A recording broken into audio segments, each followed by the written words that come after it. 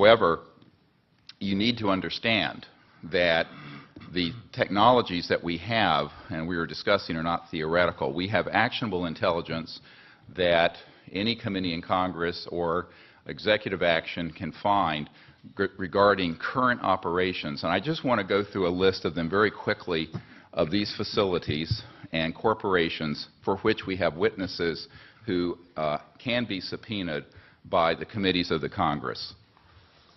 This was developed at the request of Congressman Christopher Cox of Orange County, with whom I met, and was later further developed for the briefing that we put together for President Obama.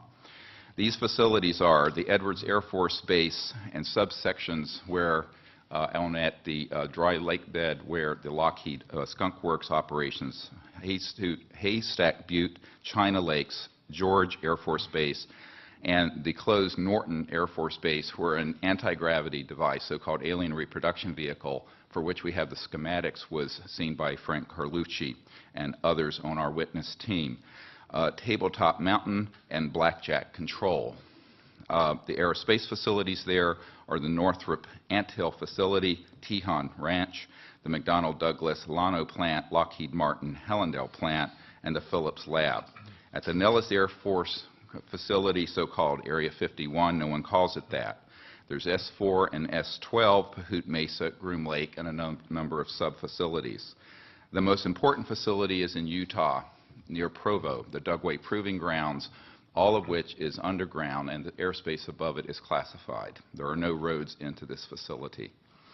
The New Mexico facilities include Los Alamos National Labs with underground connectors to the so-called Dulce area where the biological work is being done, and Kirtland Air Force Base. And the complex there includes Sandia National Laboratories, Phillips Labs, Manzano Mountain Weapons Storage Facility, Coyote Canyon, and the White Sands Complex.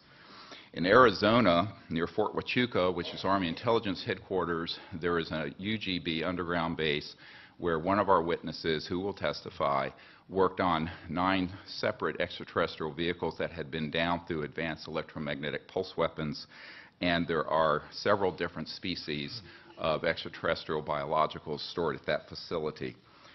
The other facilities, and this goes on, include a special compartmented area of Cheyenne Mountain, where we have witnesses in our team who can be subpoenaed, where we have tracked extraterrestrial vehicles in our solar system that were measuring 26 miles in diameter. There are also facilities in Australia, a key one being Pine Gap, the so-called Alice Springs facility, which is mostly a U.S. Air Force facility, even though it is in Australia.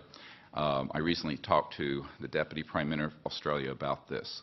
Also, the Redstone Arsenal and the Marshall Space Flight Center.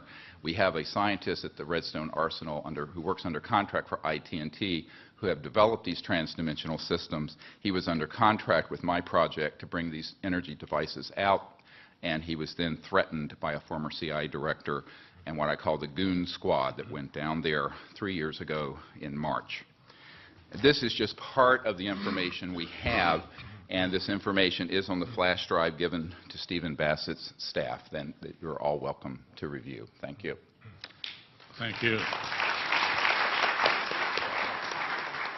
Well.